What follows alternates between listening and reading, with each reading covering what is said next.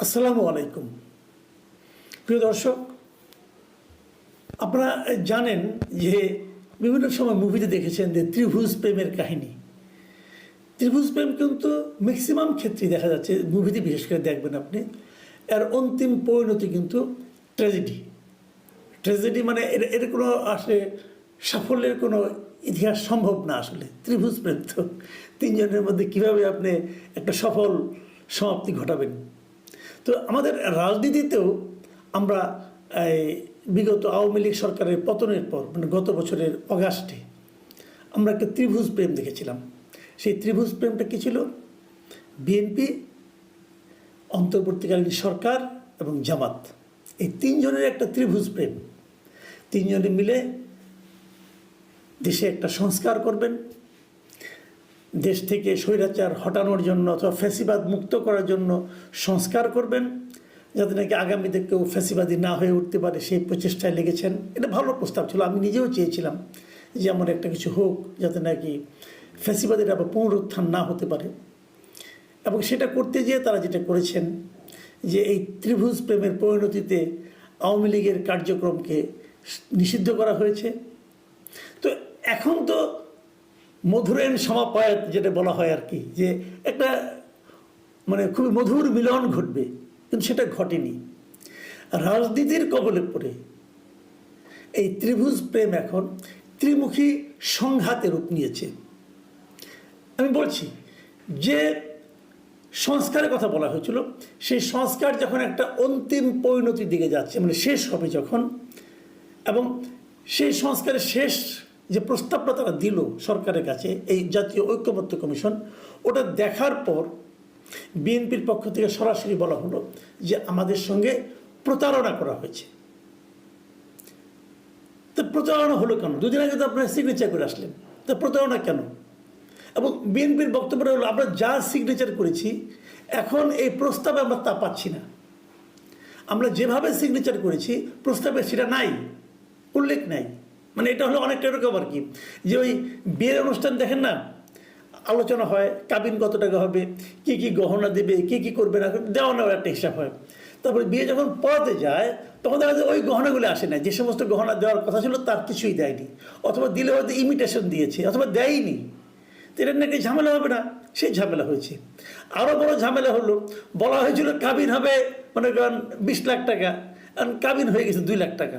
এটা তো একটা ঝামেলা, মেয়ের পক্ষ তো আপত্তি করবেই। এখন বিষয়গুলো এই ধরনের, যে যা তারা অঙ্গীকার করেছে, অঙ্গীকারনামা যে সিগনেচার করেছে তারা, তার সঙ্গে প্রস্তাব যখন সেটা জনগণের কাছে পাঠাবে গণভোটের জন্য, তার সঙ্গে মিলছে না। বিএনপি আপত্তি করেছে। আবার গণভোট যেটা করবে, সেই গণভোটটা কবে হবে এটা নিয়েও বিএনপির সঙ্গে জামাতের বিরাট বিরোধ। মানে ভাবখানে এরকম যে জামাতের বলছে যে এই নভেম্বরেই করতে হবে, বিএনপি বলছে নির্বাচন যখন হবে তখন করতে হবে। এখন এটা না করে ওটা করলে পরে দেশ উচ্ছন্নে যাবে, অথবা ওটা না করে এটা করলে বিএনপি ভাবছে যে এটাও দেশে উচ্ছন্নে যাবে। দেশ হবেটা কি? এই যখন বিরোধ চলছে, তখন সরকার গত মাসের 28 তারিখে তারা বলল যে না ভাই, আমরা আর পারছি না, আপনারা ঠিক করেন। তা আপনারা নিজেরা 7 দিন বসে ঠিক করেন। 7 দিনে তারা ঠিক করবে। আজকে 6ষ্ঠ দিন চলছে, আগামীকালকে 7 দিন শেষ হবে। তারা কি করেছে? কিছু ঠিক করতে পেরেছে? একটা মিটিংও করতে পারে না নিজেদের মধ্যে। এবং এটাও খুব ভ্যালিড যে যে জিনিসটা 8 মাস ধরে মিটিং করে, প্রতিদিন মিটিং করে করে করে করে তারা সমাধান করতে পারেনি, সেই বিরোধ 7 দিনে কীভাবে সমাধান হবে? আবার আরেকটা প্রশ্ন আসছে যে এই বিরোধটা কি তৈরি করছে কে? এই বিরোধটা তৈরি করেছে ঐক্যমত্য কমিশন, এই আলী রিয়াজ সাহেব, মনির হায়দার, এরা এই বিরোধে একটা পাকিয়ে গোলমাল পাকিয়ে আরো দুজনে কিন্তু যুক্তরাষ্ট্রে উড়াল দিয়ে চলে গেছে। এদের কোনো দায় দায়িত্ব নাই। এখন তোমরা ভুগো, কি করবা? এখন এটা নিয়ে চলছে, এখানে টানা হচ্ছে। ওনারা তো এখানে আমেরিকায় মোটামুটি আরামে আছেন, এখন ট্রাম্পের রাজত্বে আছেন, ভালোই আছেন। তো ওরা তো ওই দেশে নাগরিক ভাই, ওদেরকে আনছিলেন কেন আপনি? ঠিক আছে, আনছেন, করছেন, কি করছেন না করছেন আল্লাহ জানে। ভাই শুরু থেকে কিন্তু আমি প্রতিবাদ করছিলাম যে এই সমস্ত লোককে, এই সমস্ত ভাড়াটে বুদ্ধিজীবীকে আনেন না। এই দেশে কি লোক নাই? তারা কি কেউ বুঝে না? ডক্টর ইউনূস মনে করেন যে বিদেশি না হলে বোধহয় দেশ চলবে না, কারণ সব বিদেশিদের নিয়ে ভাড়া করে নিয়ে আসেন, কেমনি কেমনি টাকায় নিয়ে আসেন যে তোমাদেরকে দেশ উদ্ধার করতে হবে, নিয়ে আসেন। তারপরে তারা যে কী দেশ উদ্ধার করে এটা আল্লাহ জানে আর ইউনূস সাহেব জানেন। যাক, সে আলোচনা করে আর ওনাকে আর কত বলবো। উনি তো এগুলি শুনেন টুনেন না, শুনলে তো একটু লজ্জা টজ্জা পাইতেন, মনে হয় তাও পান না। যাই হোক, ওনারা চলে গেছেন। সরকার কি হুমকি দিয়েছে যে আপনারা যদি 7 দিনের মধ্যে করতে না পারেন তাহলে আমরা করব। ভাই আমার প্রশ্ন হলো, যদি আপনারা করেন তাহলে সেটা জুলাই সনদ কীভাবে হবে, সেটা ঐক্যমত্যের সিদ্ধান্ত কীভাবে হবে? ঐক্যমত্যের মতো লোক থাকতে হবে, ওটা তো হবে সরকারি একটা সিদ্ধান্ত। আর যদি সরকারি সিদ্ধান্ত দেয় তাহলে এতদিন ধরে নাটক করার কি দরকার ছিল? বিভিন্ন সংস্কার কমিশনের রিপোর্টগুলো এনে পলিটিক্যাল পার্টিগুলিকে দিয়ে দিতেন, তারা একটা টিক চিহ্ন দিয়ে দিত, আপনি মিলিয়ে বলতেন যে এগুলো এসব একমত হয়েছে, অথবা এগুলো হইলো, বাকিগুলো আপনারা পরে দেখেন, শেষ। এতদিন সময় নিলেন কেন? সময় নিয়েছেন এই কারণে, আসলে আপনারা সংস্কার চেয়েছেন কিনা জানি না, তবে সময় নিতে চেয়েছেন। যতদিন সময় নেওয়া যায় ততদিন ক্ষমতায় থাকা যায়, যতদিন ক্ষমতায় থাকা যায় ততদিন ঘি পাওয়া যায়, আঙুল বাঁকাও করতে হয় না, ঘি অটোমেটিক চলে আসে, আরামই আরাম। এই তো মতলবটা ভাই, এই মতলবগুলো তো আমরা বুঝি। আমরা তো এই দেশে অনেক বছর ধরে আছি, এই দেশের মাটি মানুষ মোটামুটি তো চিনি রে ভাই, কে কীভাবে কী করে জানি না। দেখেন বিরোধটা কোথায় যেয়ে ঠেকছে সেটা একটু বলি। কালকে 7 তারিখ, কালকের আগে আজকে হলো শেষ দিন, কিন্তু আজকে আপনারা একটু দেখেন যে বিভিন্ন পলিটিক্যাল লিডাররা আজকে, বিশেষ করে এই বিরোধী যে দুইটা দল আছে, এরা কে কী বলেছে এটা একটু দেখেন, শুনেন, তাহলে বুঝতে পারবেন। আজকে একটা অনুষ্ঠানে বিএনপির আমির খসরু মাহমুদ চৌধুরী ছিলেন, আর জামাতের হামিদুর রহমান আজাদ যিনি আছেন ওনাদের সহকারী জেনারেল সেক্রেটারি জেনারেল, উনিও ছিলেন। একই মিটিংয়ে পাশাপাশি বসে ওনারা কিন্তু পরস্পরের বিরুদ্ধে কথা বলেছেন। আমির খসরু মাহমুদ চৌধুরী কী বলছেন যে আপনারা কোথায় কোথায় রাস্তায় যাবেন, যদি বৃহত্তম দল যদি নামে তাহলে কিন্তু সংঘাত হবে। তার মানে বৃহত্তম দলকে, মানে ওনারা নিজেরা। আর হুমকি দিলেন কাকে? জামাতকে। একসঙ্গে তো প্রেম ছিল রে ভাই, এখন জামাত আর বিএনপিতে লেগে গেল কেন? কারণ এই যে জুলাই সনদ এবং তার বাস্তবায়ন প্রক্রিয়া নিয়ে বিএনপি যে অবস্থানে, জামাত তার বিপরীত অবস্থানে।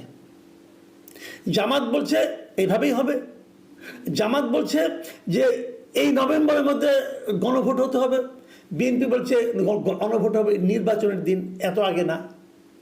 আর বিএনপি বলছে আমরা যে সমস্ত নোট অফ ডিসেন্ট দিয়েছিলাম সেগুলোকে অন্তর্ভুক্ত করতে হবে। এটা হলো একটা বেসিক। আরও 5 দফা আছে জামাতের সব মিলে 5 দফা, এবং 5 দফার দাবিতে তারা তো আন্দোলন মাঠে নামছে, এবং 8টা দলকে তারা সঙ্গে পাইছে, মানে তারা সহ 8টা। এবং তারা এটাও হুমকি দিছে যে 11 তারিখের পরে, 11 তারিখে তারা ঢাকায় মহাসমাবেশ করবে, এবং 11 তারিখের পরে ঢাকার তাদের দাবি যদি না মানা হয় তা ঢাকা শহরের চেহারা তারা পাল্টে দেবে। হচ্ছেটা কি?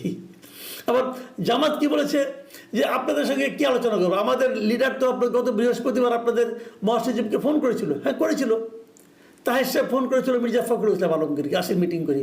মির্জা ফখরুল ইসলাম আলমগীর বলছে ঠিক আছে আমি এটা আলাপ করে দেখি আমার দলের সঙ্গে আলাপ করার পর এই তো আজকে তারা এই রিয়াকশনটা দিল অফিসিয়াল, এবং তাদের কাছে দেয়নি, মিটিংয়ে দিয়েছে।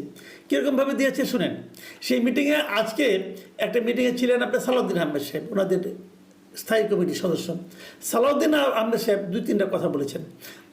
উনি আবার জামাতকে কিছু বলেন না, উনি সরাসরি সরকারকে বলেছেন, এবং উনি সরকারকে বলছেন যে আপনাদেরকে আমরা সমর্থন করছি, কিন্তু সেই সমর্থনটা কিন্তু একটা বাউন্ডারির মধ্যে আছে, এই সীমার বাইরে যাব না। আর আপনারা যদি মনে করেন যে অন্য একটা রাজনৈতিক দলকে দিয়ে আমাদেরকে আহ্বান করবে মিটিংয়ের জন্য, সে আলোচনায় আমরা যাব না। প্রধান উপদেষ্টা আপনি আছেন, আপনি ডাকেন আমরা যাবো, ওদের ডাকে আমরা যাবো কেন? তার মানে কি দাঁড়াচ্ছে? তারা কিন্তু মাইন্ড করছে যে আপনি ডাকবেন, আমাকে ডাকেন, আপনি কেন জামাতকে দিয়ে আমাকে ডাকাচ্ছেন? একদম ভ্যালিড কোশ্চেন, কিন্তু এই প্রশ্নের জবাব কী আসবে? এবং যেটা খুব অ্যালার্মিং আমি মনে করি সেই জিনিসটা হলো, মানে এই সরকারকে সালাউদ্দিন আহমেদ সাহেব যে কথাটা বলেছেন, এই কথাটা আপনাদের আমি হুবহু পড়ে শোনাতে চাই। শুনে উনি কী বলেছেন? উনি বলেছেন আপনারা কোনো নির্বাচিত সরকার নয়, এটা আপনারা যেন সবসময় ইয়াদ রাখেন। সরকারকে বলতেছে কিন্তু যে আপনাদের মনে রাখা দরকার। কেন মনে রাখা দরকার? যে আপনারা যদি অনির্বাচিত সরকার হন আপনাদের অনেক কিছু করার ইখতিয়ার নাই, এবং আপনাদের পেছনে কোনো জনসমর্থন নাই। এটা বিএনপি লোক বলতেছে। এবং আরও বলেছেন আপনাদের এরকম কোনো ইখতিয়ার নাই আমাদেরকে ডিকটেট করা যে 7 দিনের ভিতরে আপনার সিদ্ধান্ত না হলে আমরা সিদ্ধান্ত নেব। মানে এই যে আপনি ডিকটেট করেছেন 7 দিনের মধ্যে সিদ্ধান্ত নেন, নাহলে আমরাই সিদ্ধান্ত নিয়ে নেব, এইটা করার আপনার কোনো ইখতিয়ার নাই। কে কাকে ওয়ার্ন করছে? বিএনপি সতর্ক করে দিচ্ছে অন্তর্বর্তীকালীন সরকারকে, এবং তারপর ফিনিশিংয়ে এই কথাটা বলেছেন, এত শক্তি প্রদর্শন আপনাদের বোধহয় মানায় না। দেখুন, অনেকদিন আগে আমি একটা কথা বলেছিলাম যে এই সরকারের সবচেয়ে বড় স্ট্রেংথ হচ্ছে বিএনপি, কিন্তু আনফর্চুনেটলি